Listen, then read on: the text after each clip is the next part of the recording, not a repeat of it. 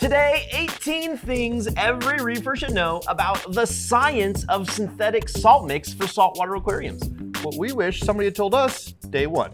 Quick answer, our salt mixes are referred to as synthetic because we're doing our best to recreate natural seawater from a mix of dried crystals. Some of this obviously do it better than others. There are better methods of mixing it and storing it as well. You'll see all of this today.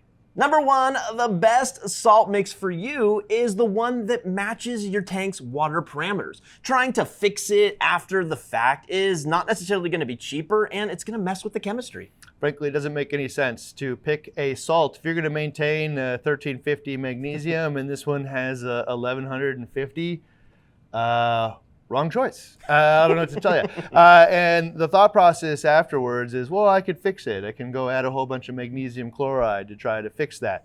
Well, that actually ends up being more expensive in most cases. You just didn't know it. Certainly takes up more work and test kits and stuff to do it, more areas for messing it up. But the thing that most people don't think about is if I took my salt mix, it was 1100 mixed to that way, and then I added 250 parts per million of magnesium chloride to it, well, what I did is raise the salinity of it. Yeah. Okay, now I need to dilute it to bring it back down.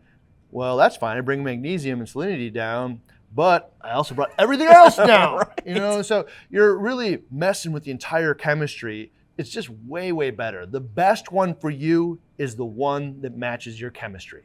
Number two, if you are looking for the cheapest acceptable option, hands down, Instant Ocean. Hard stop. Yeah, Instant Ocean produced successful tanks for decades, certainly longer than I've been around. However, if you're looking for the best available option, you're gonna learn today that that may look a little bit different. And the best option is not what's the packaging, it's not the marketing, it's not the sticker on it, it's something more than that, and we're gonna dig in deep. Number three, if you want to dig in a little bit more, the quality of the salt mix is largely based on the source of sodium chloride. Most of the bucket is, in fact, just sodium chloride. Yeah, if you look inside the bucket and ingredients, it's really just sodium chloride. A vast, vast majority, like 80% of what's in that bucket. So quality will be based on where did you get the sodium chloride from? Did it come from a mine? Was it from desalination plants? Was it leftover byproducts of different processes and obtained cheaply? Or was it, like graded material, food grade, pharmaceutical grade? Where did the source of sodium chloride come from?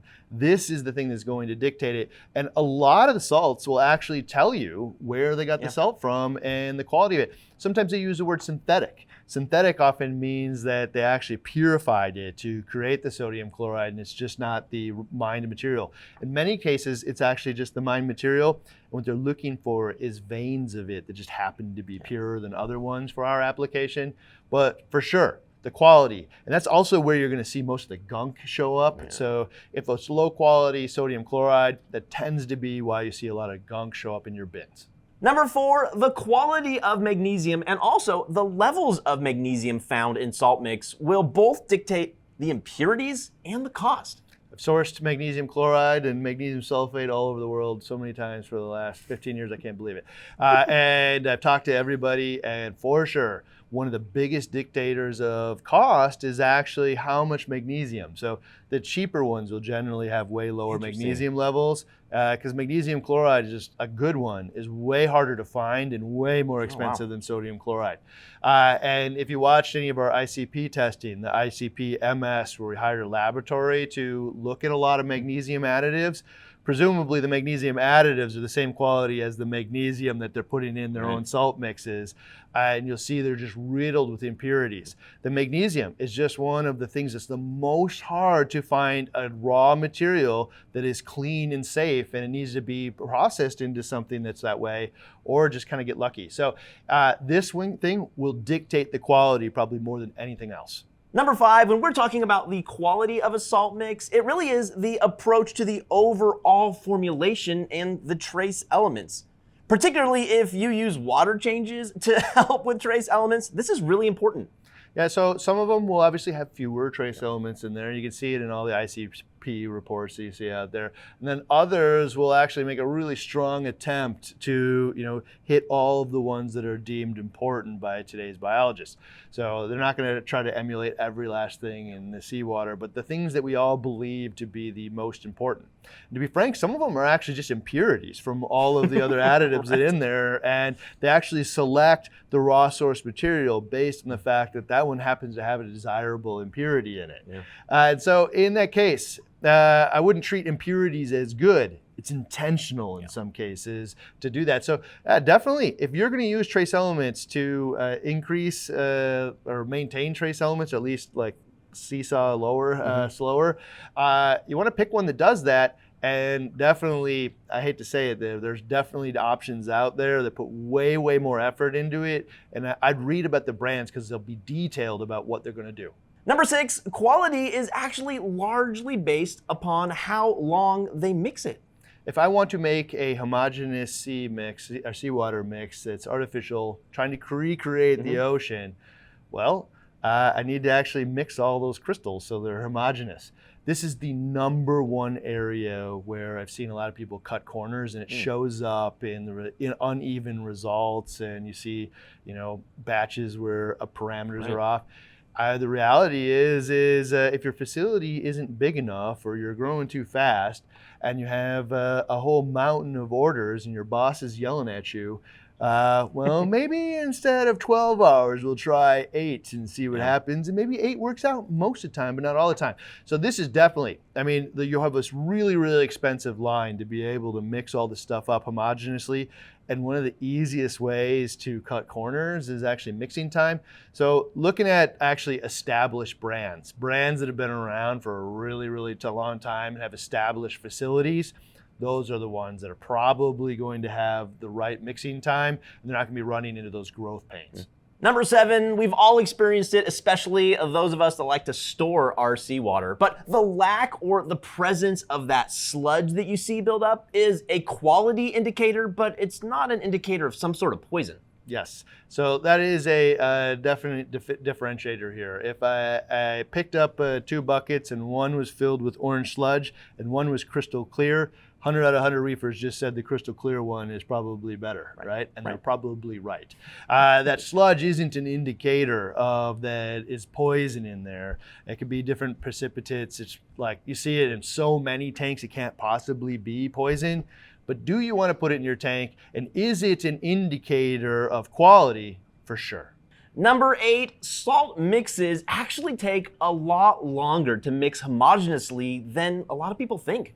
That's because you usually mix it in a dark bucket in your basement. Yeah. And you look down, I don't know, it looks clear That's to me. fine. In all of our experiments here, we actually tested how long they take to mix, and a lot of them took over 24 hours. Really? Yes. Wow. Basically, we put a eye chart behind a glass So box you could see how long it took to actually really clear. And tied to that, you might think, I don't care, but tied to that actually, until that cleared up, we also saw changes in the calcium and alkalinity levels along the way until it was actually crystal clear. So the results actually matched what the eye would see.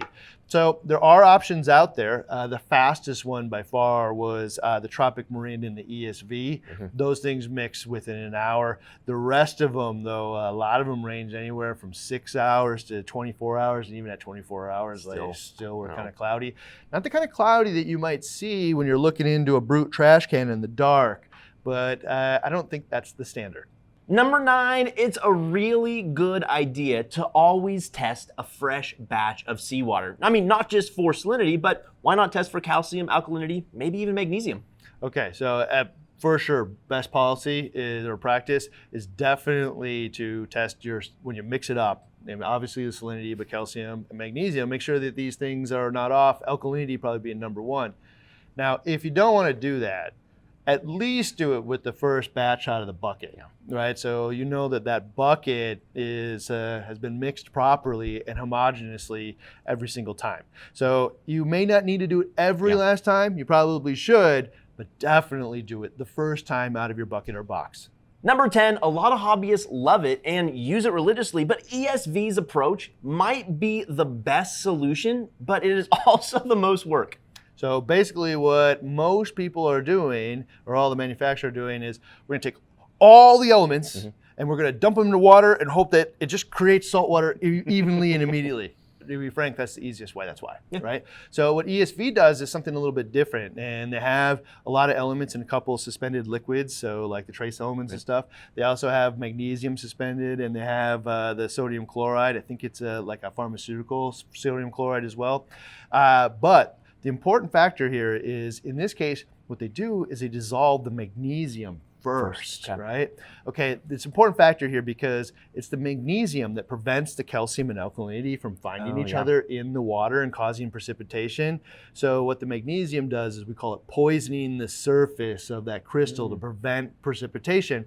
And by allowing all that magnesium to dissolve in the water first, we're poisoning and preventing that reaction from happening. So what you're gonna see is way clearer water. It's gonna be clearer faster, mix faster, and you won't have the precipitation.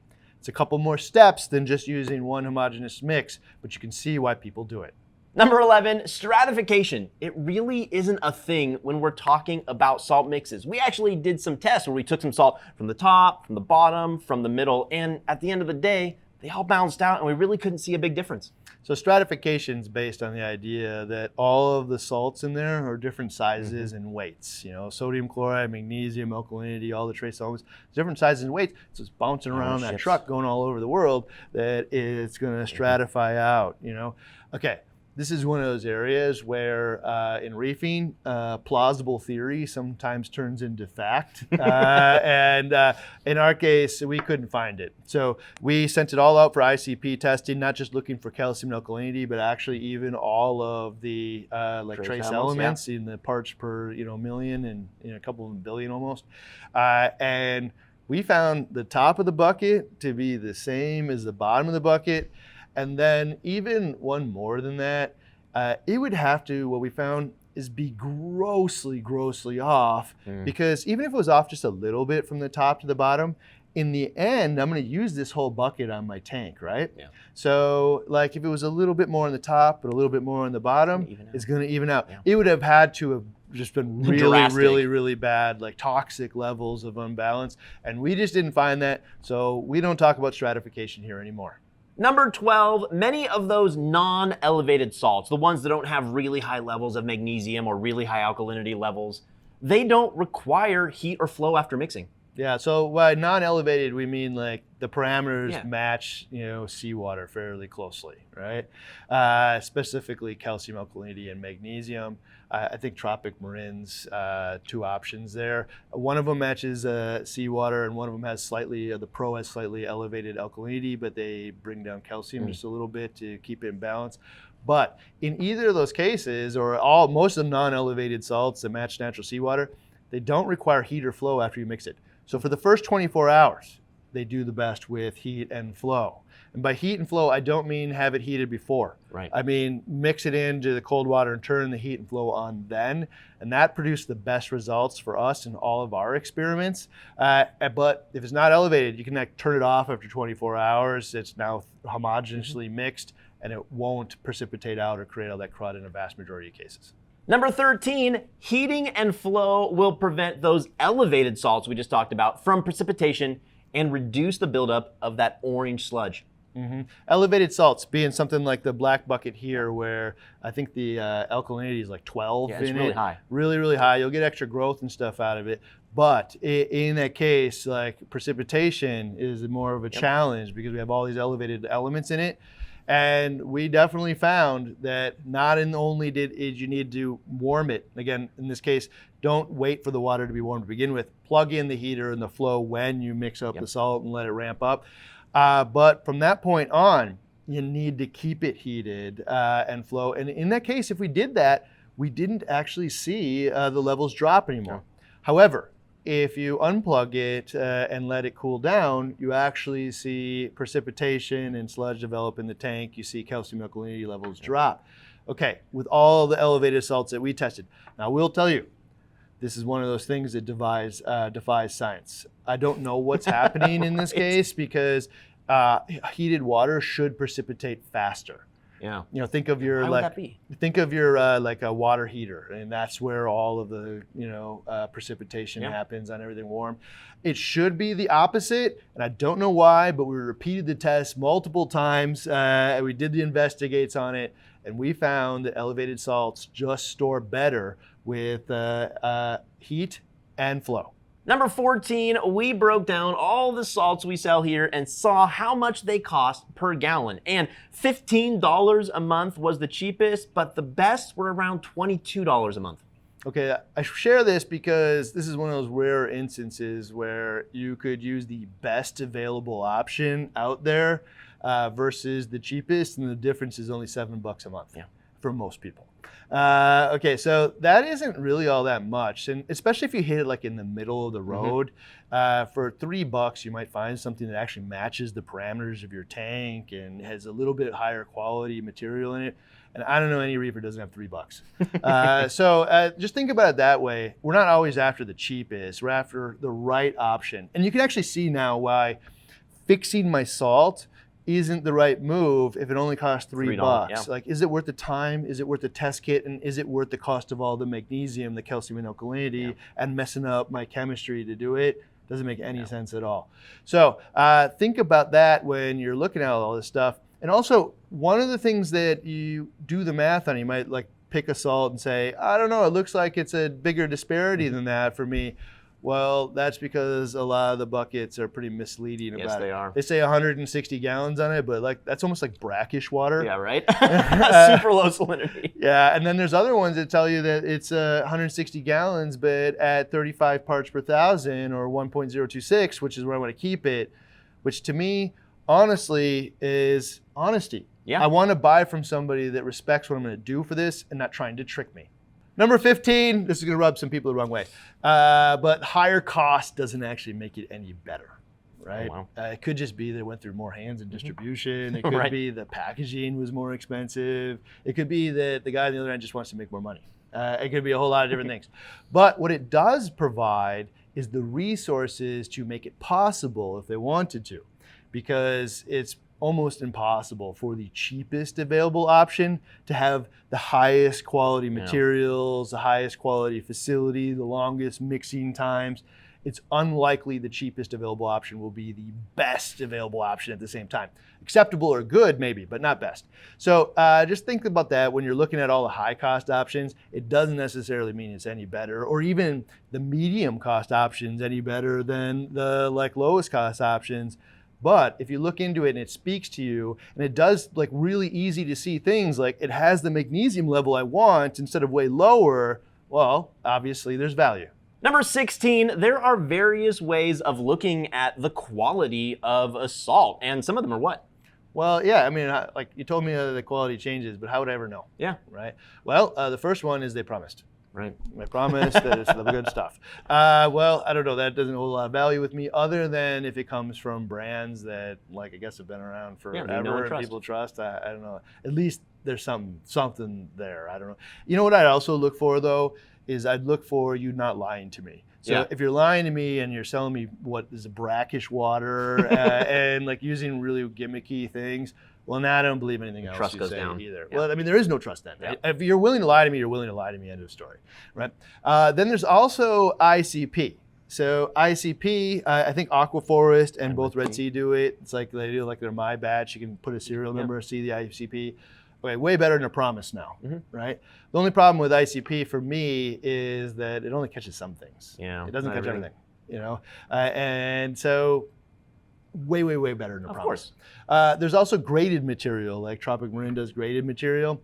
You know, I could see why you'd want ICP and graded material, but in reality, graded material is what speaks to me, just because I've seen it all. I know what goes into tech grade salts. I know what goes into pharmaceutical grade salts. And just to be able to meet the pharmaceutical standards, it has to have gone through so much filtration to be able to get there. For me, I'd rather use something that has a standard. I know what it is. It's independently verified. And I know that the people that make these things know what goes into it and why. Number 17, read the instructions. They actually really matter. I know a lot of beginners don't do that. And they think all salt mixes mix the same, but they absolutely do not. Yeah, especially if you're going elevated levels, right? So like specifically Red Sea Black Bucket, that's one of the ones where you actually can read it and it says, you know, mix up the salt first, then plug in the heater and then turn it off after a certain period of time. Don't oxygenate it. Like it has really specific steps to help prevent, you know, precipitation because they designed it in a specific way to achieve specific goals, but it needs to be used that way to be able to achieve them. So if you're having any trouble with any of your salts, or even if you're not, take a second to go look at the packaging and see if there's instructions on mixing it that you've missed. Sometimes you'll find it on their websites as well, because you might find a way better way to do it. And one of the outcomes of just changing it just a little bit might be not cleaning all that brown junk out of your tank. You can actually prevent that from happening. Number 18, believe it or not, there is such a thing as a bad batch. It has happened in the past where something happened during that production and the batch just didn't meet the standards. It's exceedingly rare though, and bad batches come from exchanges, or different sourcing materials, or maybe even insufficient mixing. Okay, so one thing to note here is there is a bad batch, but a bad bucket is exceedingly rare. Yes. Right? Like, it's like there isn't some random bucket that just suddenly got rat poison in it, right? So I've seen this over the years so many times that every single brand, without fail, have all experienced them. Some a little bit more public about it than others. Some try to like sweep it under the, you know, constantly. But I've seen them all run into these issues, and it stems from two things. One of them, the bad batch, comes from not mixing it long enough. This is where you typically see like really high alkalinity or really low. It's not because they catastrophically messed up the recipe. It's because there was a big giant bucket that just didn't get spinned enough, right? Or for long enough. So that would be number one. Another one comes from what I would call cluster bad batches, right? So I've seen this before where like somebody uses a salt and all of a sudden like their tank goes south, you know, where it's like poison essentially, right? This has to be toxic, man. To do a single water change and have that happen is bad news. So where that happens though, and where you can believe in it, is when a big group of people, all in one location, and all of them, like 80% of the people had this problem. Because if it all comes out of that same batch and it has that toxin in it, all of them. Now, if it's inverse, where you see, only like 4% of the total users had a problem with that batch, probably something else. Probably your tank just was any water change, anything was going to stress it out and it wasn't a bad batch. So look for those things if you're ever thinking about it. But that's part of the reason why we told you earlier, test it beforehand. Absolutely. Test that alkalinity and calcium beforehand and make sure it's spinned up. The poison thing is exceedingly rare, super, super rare. I've probably tried every single salt available, and there is a clear favorite of mine, and it is Tropic Marin Pro. Full stop. I love it. Not a big surprise. My pick is also Tropic Marin Pro, the graded material, the best results in the 50 plus tanks here at BRS, decades of using it, but really a couple other things.